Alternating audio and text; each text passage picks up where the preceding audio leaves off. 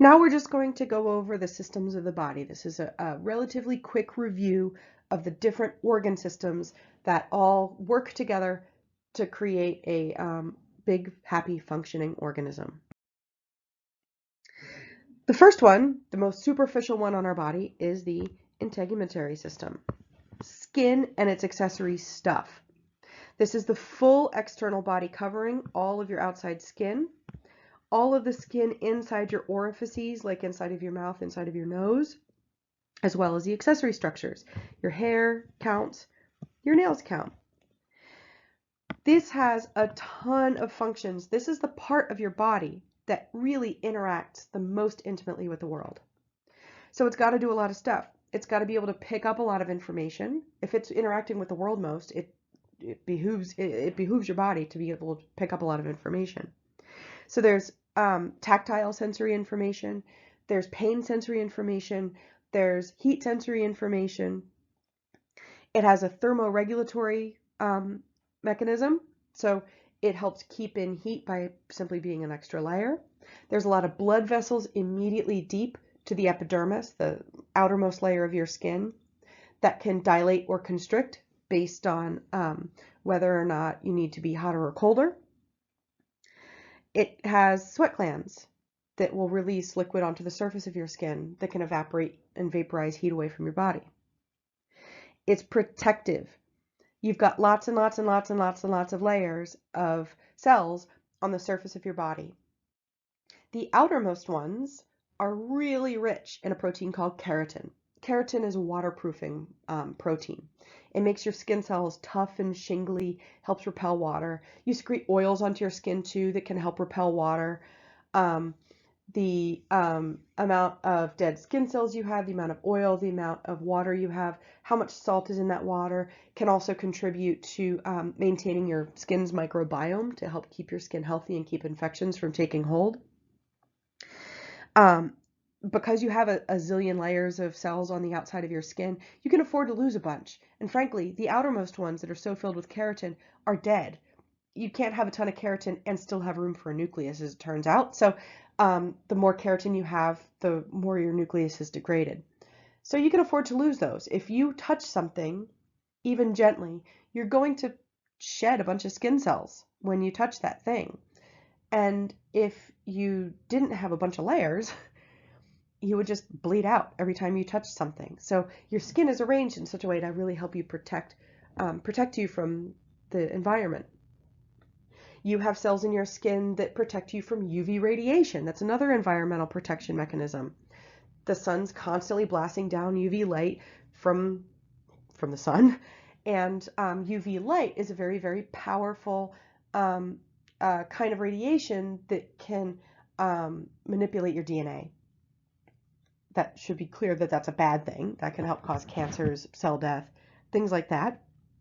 And by having cells that in your skin that create molecules that absorb UV radiation, so it can't be damaging, that's protective as well. The major organ of the integumentary system is the skin. Viscera, I just want to point out, is a key word here. That's also known as organ. Whenever you hear viscera or visceral, you should be thinking of an organ or something that's touching an organ. So the major viscera of the integumentary system is the skin. Your skeletal system is made up of your bones and cartilage. The major functions of the skeletal system are for support. It's rigid, the rest of your body is not. Without it, you would just flop down into a big pile of goo. It is protective. There are certain areas of your body, like the skull, for example, that encases a really important organ, like your brain. So your skull helps protect your brain. Your rib cage helps protect the very essential organ of the heart and the very delicate organs of the lungs. Your pelvis is supportive, and it also, to a more limited extent, helps protect some of your internal reproductive and internal urinary systems. Your bones make blood cells, both red and white, in the marrow. So all of your bones have some kind of marrow in it. The red marrow in particular that fills to some degree all of your bones is rich with stem cells that make your blood cells. They help make red blood cells, they help make white blood cells, both. Other part, like your long bones, your arm bones, your leg bones, have another cavity with a different type of bone marrow called yellow bone marrow that's mostly fat storage. If you ever sit down and eat marrow, like at a fancy restaurant, which is delicious, I like to say, um, that's yellow marrow that you're eating. It's so delicious because it's so fatty. That's usually what we think of when we think of bone marrow, though, is that yellow fatty stuff. That's why I bring it up. That's not what we're really super concerned about when we talk about marrow making blood. It's the red marrow that you find in your flat bones, in the ends of your long bones, and inside all those short little ones like in your wrists and your ankles. And as I'm sure you are already intimately familiar with, it's a form of mineral storage. You house calcium in your blood, in your bones abundantly. This is a modified version of that. Calcium is what gives your bones so much rigidity. It's what really helps keep you upright. It's brittle, so there's extra stuff in your bones that helps keep it from breaking all the time, but that's where you're going to store your calcium. This is important not just for rigidity of your bones, but calcium is also a really important molecule of signal transduction. You're going to need it to release neurotransmitters. You're going to need it for muscular contraction. A really serious deficiency of calcium has very serious implications for your heart, your nerves, your muscles. Your muscular system or skeletal muscular system,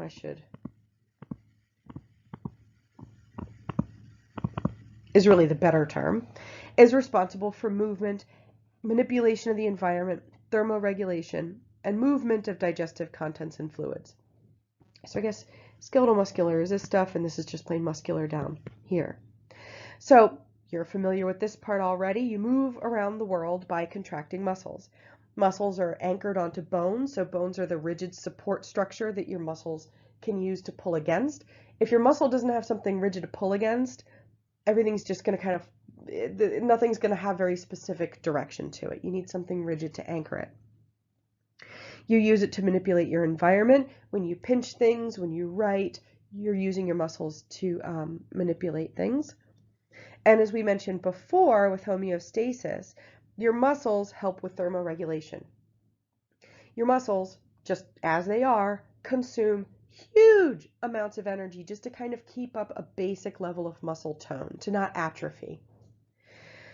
Whenever you consume energy to do anything at all, the byproduct of that consumption of energy is heat. You burn energy to make heat.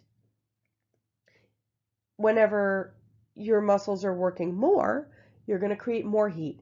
You start lifting weights, you start running around and using your muscles are going to consume even more energy. That increase in metabolic activity is going to create heat that you need to then offload. If you have very little muscle mass, you'll have a harder time staying warm. If you have less or more muscle mass, assuming that you're not super deficient in fat too, you'll have an easier time staying warm. In addition, anything that's propelled through your body is going to be moved by muscles. Your food is pushed down the length of your esophagus, into your stomach, out of your stomach, down the length of your intestines, and out of your body by a rhythmic contracting of muscles built into the walls of those tubes. It squeezes and pushes and squeezes and pushes to keep that stuff moving in one direction. Your urinary system, down the lengths of your ureters, it's not quite as intense, but you have the same sort of pushing to help make sure that urine flows out of the kidney, down into the bladder, and out of your body without backtracking. Your skeletal muscles even help bring lymphatic fluid around your body, so moving that sort of other fluid that has a lot of immune cells and stuff in it around your body, and helps make sure that venous blood can get back to your heart. Your heart is a muscle, right? So that's contracting all the time to push blood out through the arteries. The arteries go wherever it needs to go, breaks down into tiny little blood vessels called capillaries. That's where your nutrients and gases are really exchanged. But then that blood has to get back to the heart through the veins. So those capillaries have to feed in through veins and then get back to the heart. But you don't have the oomph of your heart pumping anymore. Once your blood goes into the capillaries, all those pulsatile waves, all of those oomph for with every contraction have kind of dissipated out. Your skeletal muscles help bring that blood back up to the heart by its rhythmic contractions. And there's other stuff in the veins that helps it from backtracking, but that goes a long way towards assisting its movement.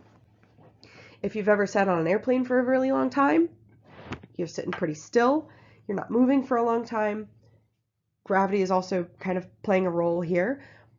You have a lot of fluid that builds up in your feet. Maybe you take your shoes off in the beginning of a flight, you go to put it back on at the end, and you realize these shoes are pretty tight now. Your skeletal muscles, and there's other mechanisms going on here too, of course, but your skeletal muscles haven't been doing really much of anything. And so your blood and fluids are having a harder time getting back up and getting into the rest of your body to circulate normally. It's only once you get up and start walking around and using those muscles that your fluids can kind of be more evenly distributed throughout your body. Your nervous system detects input from the internal and external environments. It detects it's cold out, that hurts, this thing is touching my arm. Also, it detects my heart is beating a mile a minute, I'm hungry, I have to pee. It takes input from the internal and external environment, brings it up to the brain and the central nervous system for interpretation, for comparison against set points, for decision making about what to do next. And then the brain, the central part of your nervous system, determines what activity to do and then sends it out through new nerves for execution. It activates muscles, it activates glands, it stimulates behaviors. The major components of the nervous system are the brain and spinal cord, which are the central nervous system, and the nerves, which are the part of the peripheral nervous system. Your endocrine system is very closely related to your nervous system, and this is made up of glands that secrete hormones. These are major regulators of metabolic processes, how you burn calories, when you burn calories, at what rate you burn calories, and homeostatic processes, maintaining your body temperature, maintaining the proper water balance in your blood, making sure the glucose is all nice and balanced. Your thyroid is a major endocrine hormone of metabolism. I'd like to point out that your thyroid does affect your metabolism, and if it's not working properly, it can speed it up or slow it down. This is these days a really solvable problem. We can either supplement with thyroid hormone or otherwise medicate it to suppress thyroid function quite easily and inexpensively these days. And even then, the thyroid doesn't tweak your metabolism so much that it'll cause anorexia or obesity. It just sort of lends you to these conditions a lot more easily. Your pancreas is a major endocrine organ of glucose regulation. It also has a really strong digestive system role. It's kind of a dual organ, and we'll talk about that later. Your adrenal glands are the creators of adrenaline, more properly called, and what you should always refer to in real life as epinephrine. I use adrenaline on the outset because people are more familiar with it, but this is the term that you should use. Your adrenal glands also make certain sex hormones. It makes cortisol, and it makes these major hormones that affect your metabolism and your reproductive function. Your ovaries and testes have endocrine function. They release testosterone or estrogen. Your pituitary gland releases hormones as well. I'm not going to quiz you on all of these specific endocrine organs, but you should get that they're all directed by the nervous system to secrete things that affect your homeostatic status. And they're fairly widely distributed throughout the axial region anyway of your body. You don't have this so much in your limbs, it's all in your core. Your respiratory system's whole job is to bring air in and get air out. When your skeletal muscles contract, so here's a regular, let's say, rib cage, and your lungs are in here. When your skeletal muscle contracts, your diaphragm, it'll flatten out. It'll pull your lungs along with it, and it makes your lungs bigger. When your lungs get bigger, there's more space inside of them. The little pockets, little air pockets inside of them get stretched, and that space gets bigger. Air always wants to be at equal pressure everywhere within a system.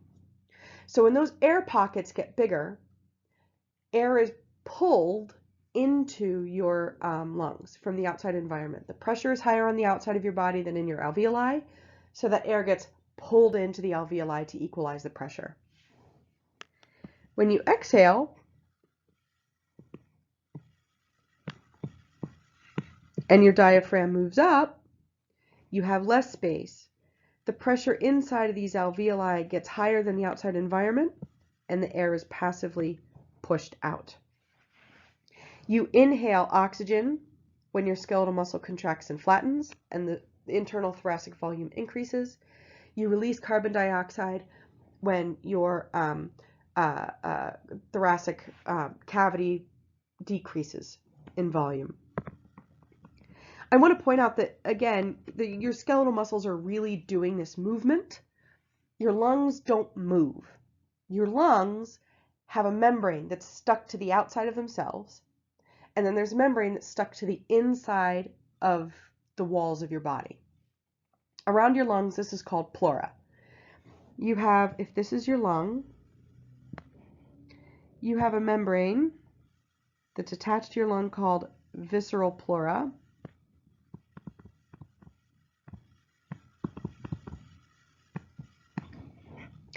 And then when it gets to the edge somewhere, it doubles back on itself and it sticks to your body wall. This is like muscles and ribs and stuff out here. That part that sticks to the body wall is called parietal pleura. The term pleura refers to lung. Visceral and parietal refer to what it touches.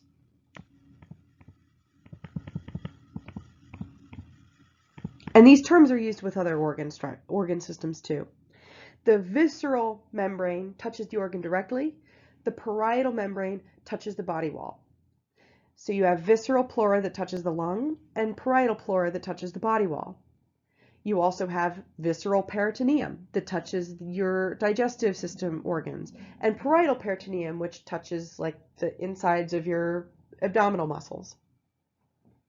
Now, where I'm going with this is in between those two membranes, you have fluid. It's filled completely with fluid. And that, in practice, sticks those two membranes together. So if you think about if you have two pieces of flat glass, like two microscope slides, how do you take them apart? Do you pull them straight away from one another, or do you slide them past each other until they release? You slide them past each other. If you try to pull on them directly away from each other, they stick. They feel like they stick together. The surface tension of that liquid helps keep those two planes of glass together. In this way, it keeps the parietal pleura being fused to the body wall, the visceral pleura being fused to the lungs, and liquid filling it means that when the body wall moves out, the lungs also get pulled out with it. So again, the lungs don't move. They are moved by virtue of being indirectly stuck to your body wall.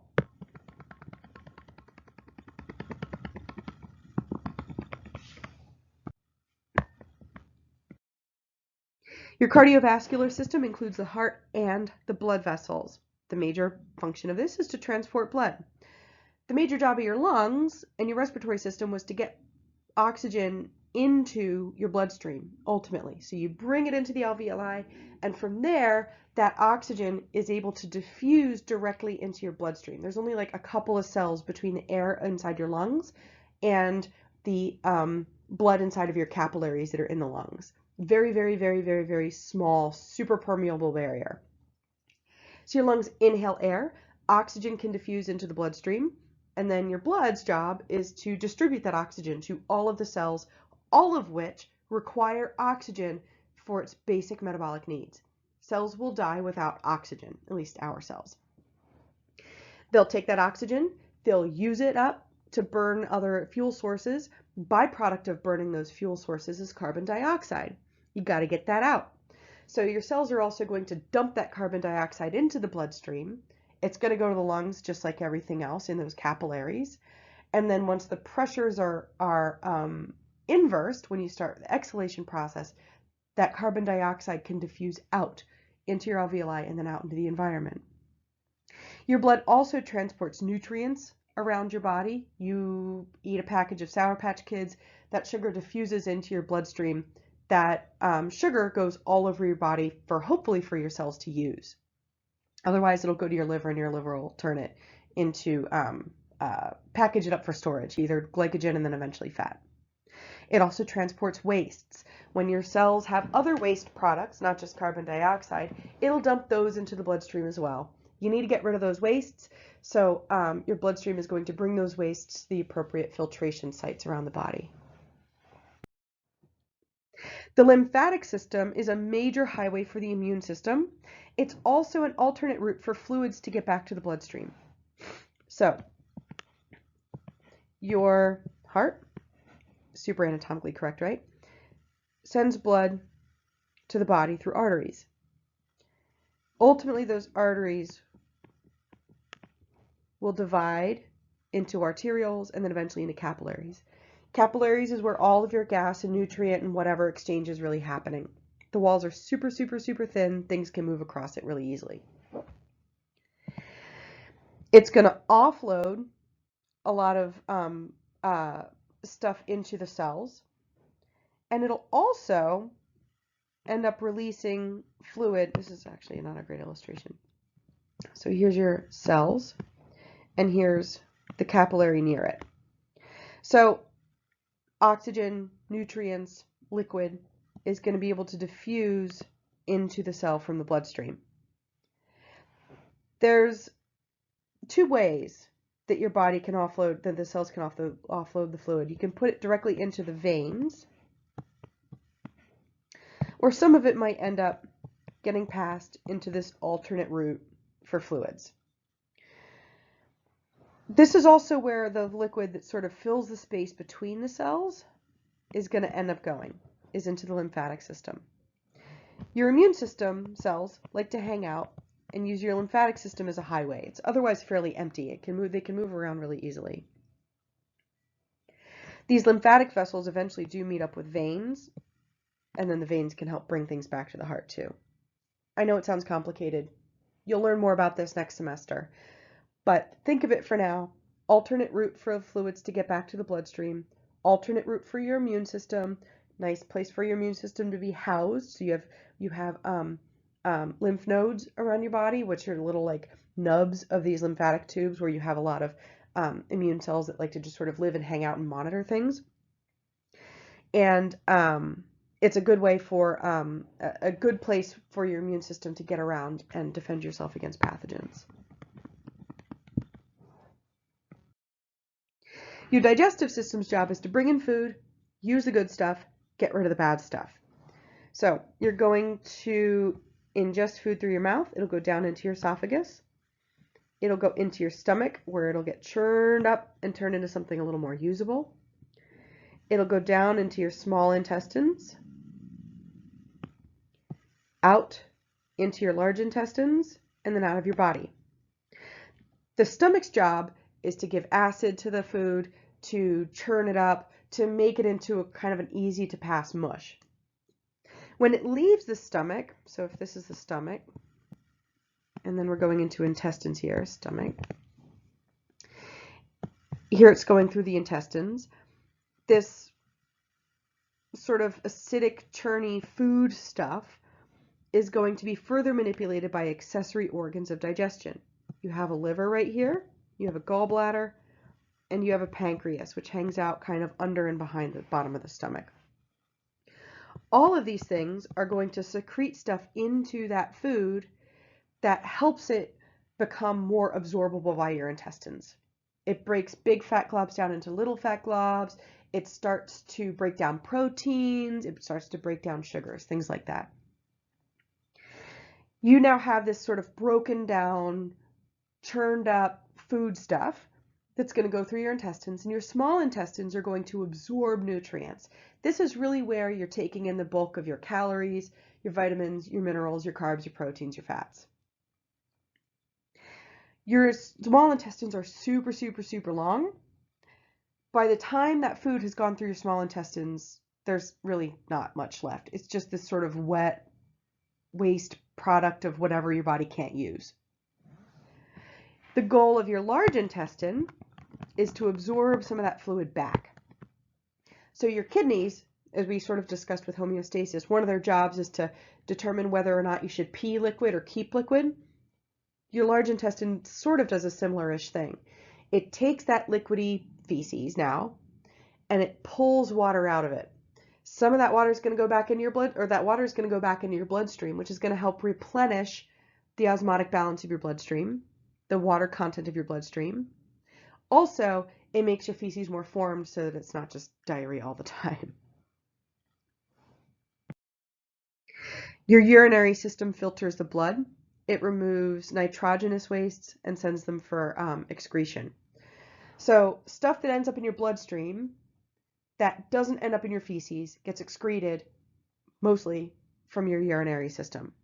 Your kidneys monitor the contents of your bloodstream, determine whether there's enough water or too much water, enough salt or too much salt, enough sugar or too much sugar, and offloads things or chooses to keep things based on what it reads. This is an extremely important organ for regulating your water balance, electrolyte balance, pH balance. Cardiovascular issues, because your kidneys monitor the bloodstream. Cardiovascular issues and kidney issues often go hand in hand. If you have kidney failure, you're not able to get things out of your bloodstream as effectively. That's going to change the pressures and the pH and stuff of your blood, which is going to have implications for your the integrity, how good your blood vessels are. It's going to have an impact on how your brain interprets what your heart should be doing. In addition, if your heart's not working well, let's say it's going slowly, you're going to be building up fluid. Your blood's not going to be moving as effectively through the kidneys, and fluid isn't going to be able to filter its way out into urine as effectively. So congestive heart failure, where you're retaining a lot of this fluid, is going to ultimately cause kidney failure because the load on it and its ability to work are both so strongly compromised. The reproductive system's whole job is to make more people.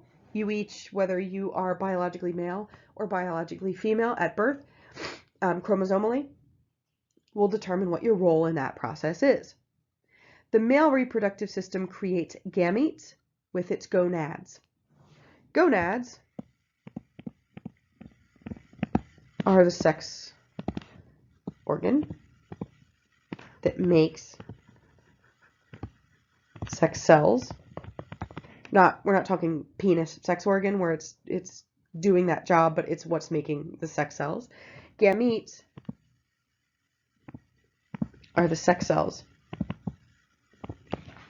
So for males, the gametes are sperm, spermatozoa, which are made in the gonad called the testes. The male reproductive system and its various parts, testes, vas deferens, seminal vesicles, etc., are there to nurture the gametes to maturity, to house those gametes until they're expelled into the female reproductive system, theoretically, and keep the sperm cells alive in the meantime so that they can go forth and fertilize an ovum. The female gamete is the ovum, made in the gonad, the ovary. The ovary nurtures these gametes to maturity, releases them into the fallopian tube. If it gets implanted, it'll then get implanted into the uterine wall sometimes. Once it's implanted in the uterine wall, it can grow into a fetus. The female reproductive system also has accessory functions to feed the infant once it's born. So the male reproductive system makes sperm, keeps it alive, delivers sperm. The female reproductive system makes eggs, keeps them alive, releases them so that they can be fertilized, then also houses the products of that conception, delivers the products of that conception, and then feeds the products of that conception for however long. In both situations, both of them produce hormones that help dictate growth and sexual development. They start to really kick in a major way during puberty. They level out for the most part during your sexually mature adulthood. And then in women, they decrease fairly rapidly during menopause. They decrease in men too, but it's more of a long, slow deterioration as opposed to a quick one that females experience.